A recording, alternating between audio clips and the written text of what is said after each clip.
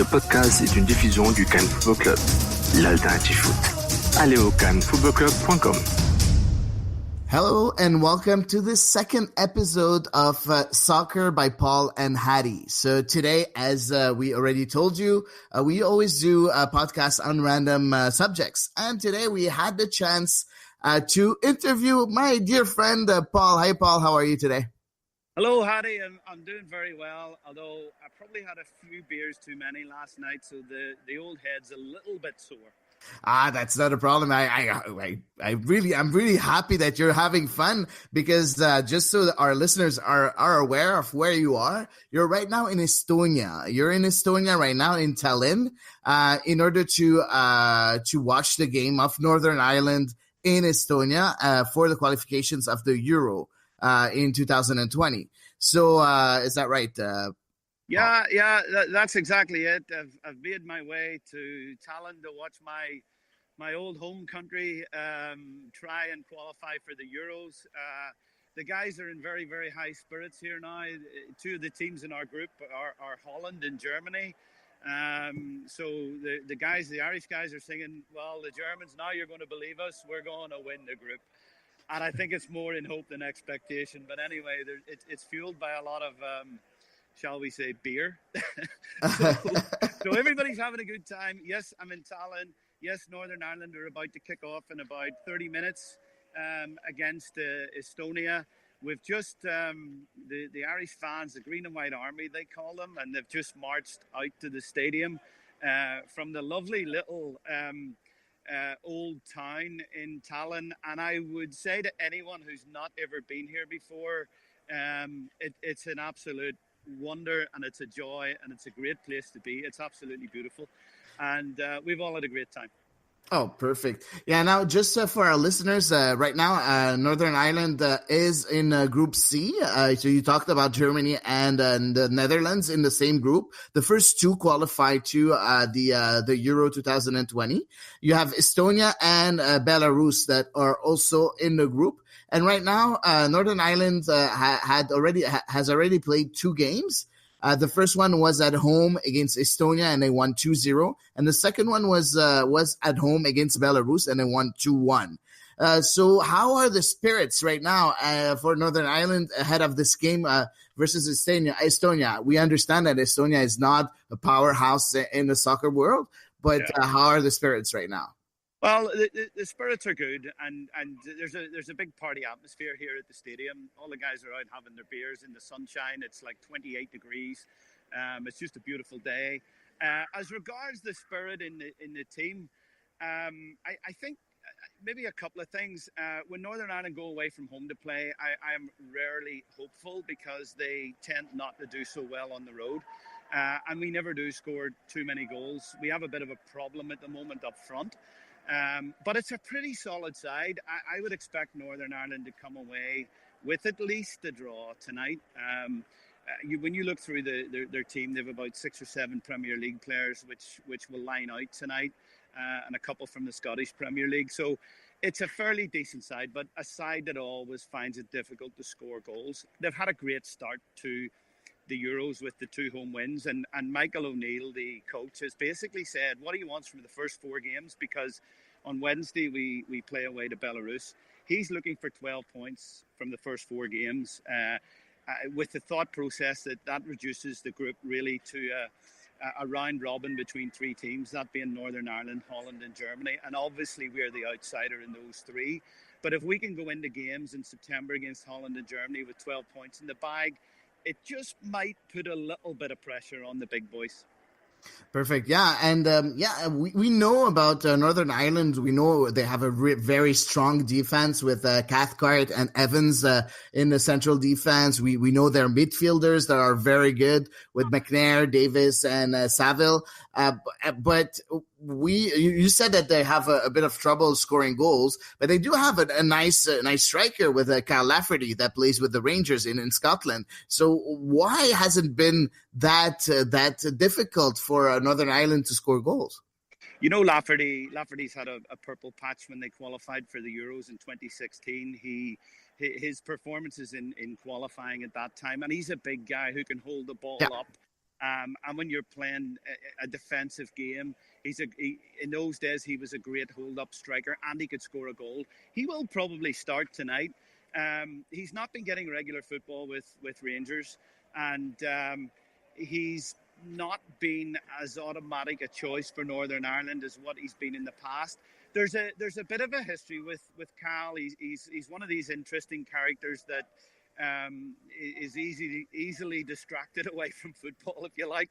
And I'm trying to be as diplomatic as possible.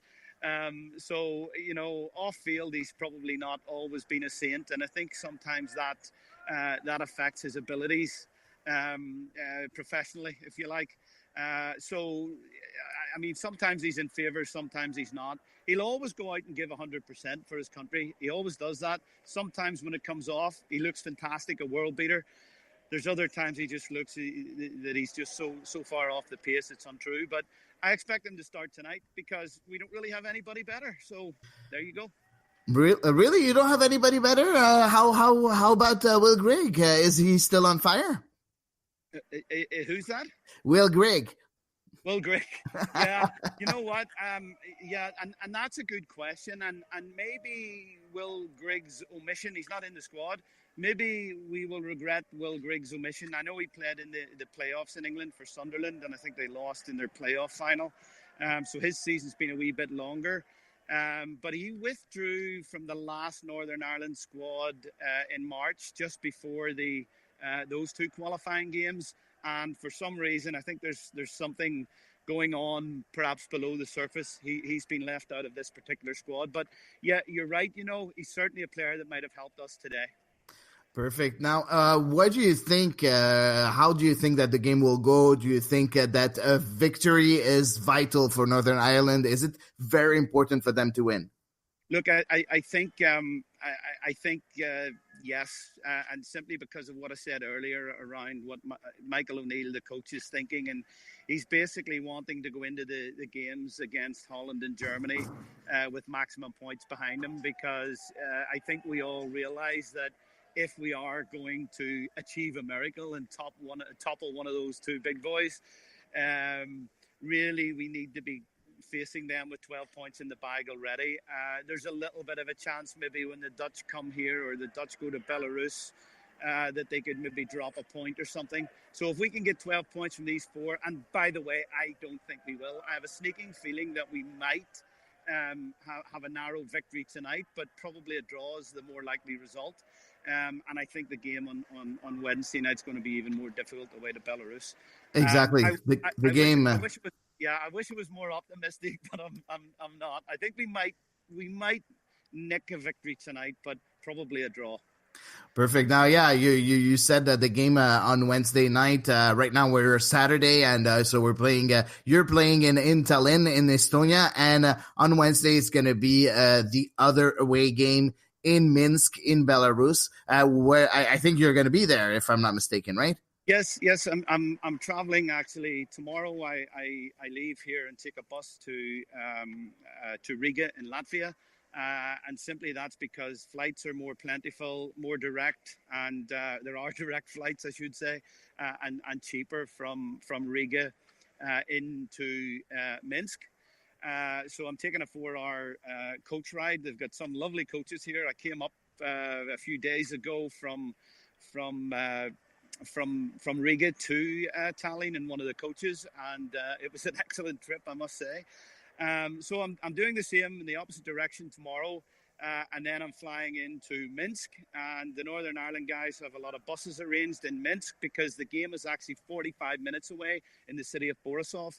So the game against Belarus will actually be in Borisov, which is a slight inconvenience, but the guys have everything arranged. There's 1,200 Northern Ireland guys here today.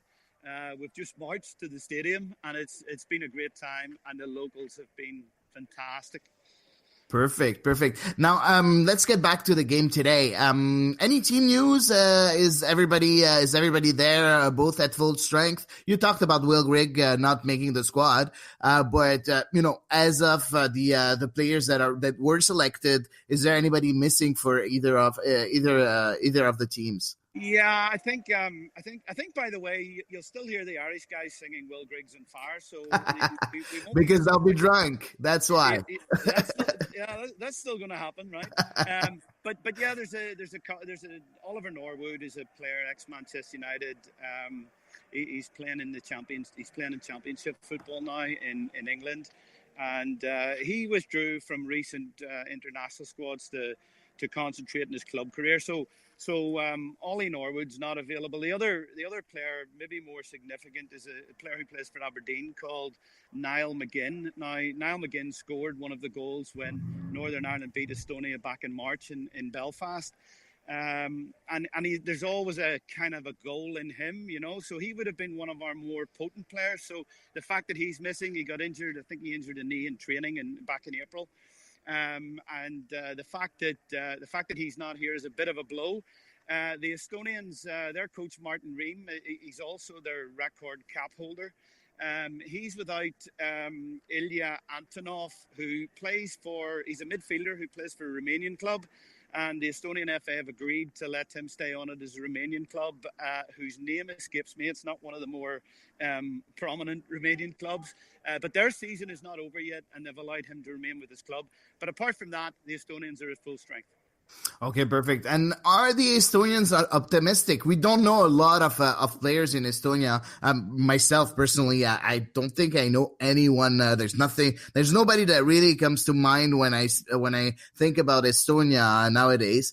So are they optimistic? Like if you look at people in the stadium or around the stadium, do you think that the Estonians are really optimistic about that game?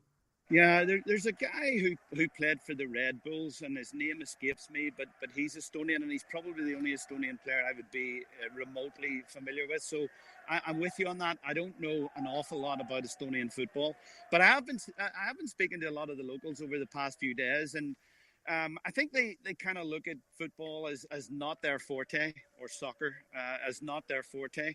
And they never really, they kind of, when you mention the team, you mention the match, that, oh, well, Northern Ireland will win, they almost expect to kind of lose, I think. Because you're right, they're not a powerhouse, and yes, they've never really achieved anything in international football. And I think, in fact, I was looking at some of their recent results. They haven't won a competitive game at home since it's almost 2 years.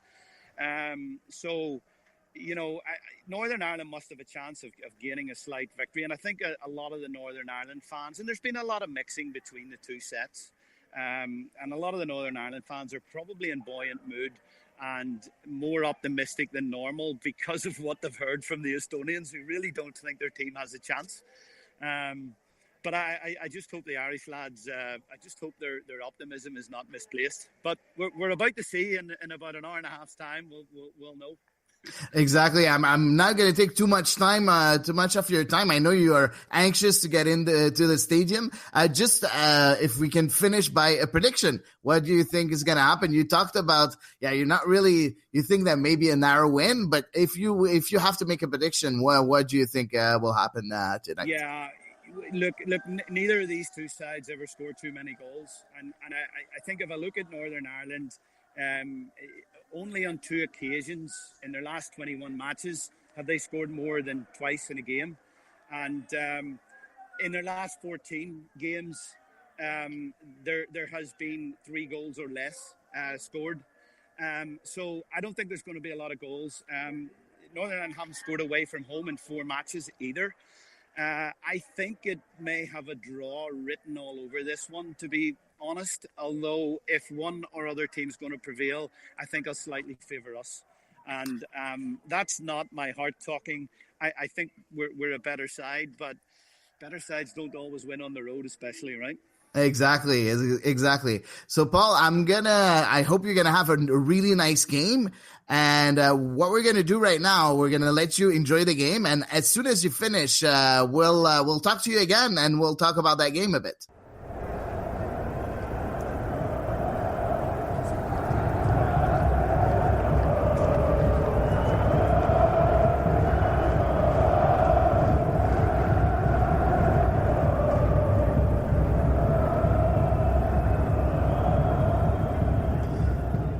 So we're back with Paul.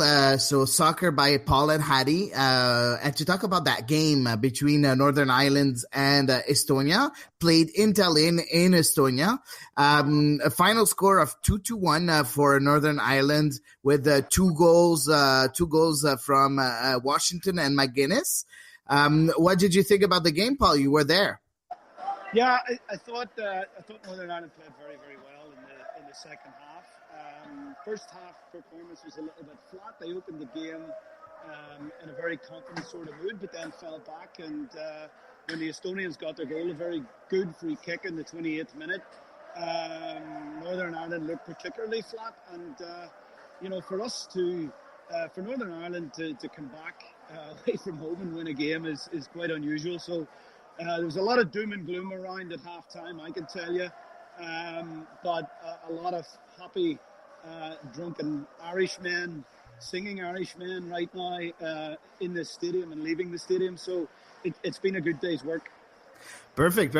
I watched a bit of the highlights. Unfortunately, it wasn't broadcasted here in Canada, but I watched a bit of the highlights where I was able to find them. And on the first goal, and it was scored by Estonia on the 25th minute, we saw Konstantin Vasilyev scored from a free kick. I think it was an error from the Irish goalkeeper that didn't place his wall pretty well. And what did you think about that goal? Did you think that it was an error from the goalkeeper? Yeah. I have this theory about the goalkeeper. He's a young keeper. Billy Peacock Farrell. He's at Leeds at the moment, so he's being managed by Bielsa. And Bielsa, it's probably no coincidence that he brought a different goalkeeper in halfway through the season, and Billy Peacock lost his place. For me, he's not a very confident goalkeeper. I've seen him twice playing Belfast for Northern Ireland, and I made the same observation. And yes, I thought perhaps the wall could have been better lined up. Maybe they needed an extra man in the wall as well. I think there were only 5. But it was a superb execution, the free kick, although I thought the goalkeeper possibly could have got down a little bit faster. So yes, I think we talk about Northern Ireland having a very good, solid back four, and they do. But the goalkeeping spot is a bit of a weakness, which is a little bit unusual for us because we've always had good goalkeepers. But we got 2 goals away from home, so we're delighted. Exactly, and about those 2 goals, Paul, I've seen that both the goals came from an action on the left flank. So it's very nice to see that they were able to exploit the weakness of Estonia. It seems that the weakness was on the right flank of Estonia. So by really using offensively that left flank, Northern Ireland was able to find a breakthrough, equalize, and then take the lead and finish and win the game 2-1. What did you think about that? Did you notice that weakness yourself too in the first half? Let's say, because I know that the 2 goals came late in the second half. Yeah, I think the 2 guys that scored the goals actually were 2 substitutes, and I felt the team selection up front it was probably not the right one from the start. So the 2 guys that came on actually helped to turn the game. There's no doubt about that. What I would say about Northern Ireland's left side is they've got Jamal Lewis at left back, and he's a good attacking left back from Norwich City. You'll see more of him next year in the Premier League because he's just been promoted, and he's an excellent young player. They also brought on another young guy on the left-hand side, second half, Jordan Jones. Lacks a bit of composure, but very, very quick. And I think this is where we unlock the Estonians at Windsor Park, and the same thing has happened again this evening. We've beaten them down the left, or up our left, down their right, and they haven't been able to deal with the pace. And the pleasing thing from a Northern Ireland perspective is the 2 guys we've just talked about are like 21 and 22, and the young lad Jones, who came on late in the game to help turn the match, he's just joined Glasgow Rangers from Kilmarnock. So hopefully they're a couple of good prospects. They certainly look useful for us, and we certainly need good, positive attacking players because that's been a problem for us. Yeah, true. And if you see the two goal scorers are, guys that have been with the team for a while. So Connor Washington, I think I watched his goal, and it's really fantastic. I really like that goal. And the second one is Josh McInnes that really scored a nice goal for like a striker's goal from across from Jordan Jones that you talked about.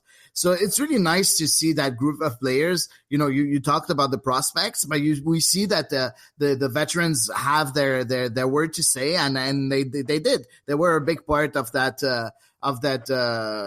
win here in Estonia. Yeah, well, I think as well, and talking about the young players as well, our coach Michael O'Neill has done a fantastic job. He's got the team punching above its weight, and he had the chance before the European Championship qualifying started to go and take the Scotland job. He is Northern Irish. He actually played for my home club, Glentoran, for a couple of seasons. But he does live in Scotland, and Scotland really coveted him as their next manager before they appointed Alex McLeish. And he went and spoke to the Scots, and I think Northern Ireland matched the offer, and he decided to stay. But irrespective of what money was on the table, I don't think Michael O'Neill would have stayed here with Northern Ireland if he didn't have confidence in the young players coming through. Now, that's something that I didn't see, and a lot of others didn't see. But I think Michael probably knew that there was a good crop of players coming through, and it's probably been a big part of his decision to stay as Northern Ireland coach and not move to Scotland, which let's face it, is a bigger job than the Northern Ireland job. True, and you know what, Paul? I want to say congratulations, not only because your home country won, but your prediction. You predicted the narrow win, and that's what you got, guys. So that's amazing. 3 wins in 3 games. That puts a lot of pressure on Germany and the Netherlands. The Netherlands already have a draw in the group. And now Germany is going to Belarus today in about 30 minutes to play their game. So you know what? It's pretty nice for Northern Ireland to have 9 points in 3 games. No, it's fantastic, and we came off our Nations League group with 4 defeats in 4 games. So we've now just done 3 in a row wins, and it's always nice to win, of course, but when you can string a few wins together, regardless of the opposition, it's it keeps everybody happy, right? Yeah, true. You're completely right. Perfect. So Paul, so that's perfect. I'm very happy that we were able to talk about that game. That was our second episode on the podcast, Soccer by Paul and Hady, with the collaboration of the CAN FC.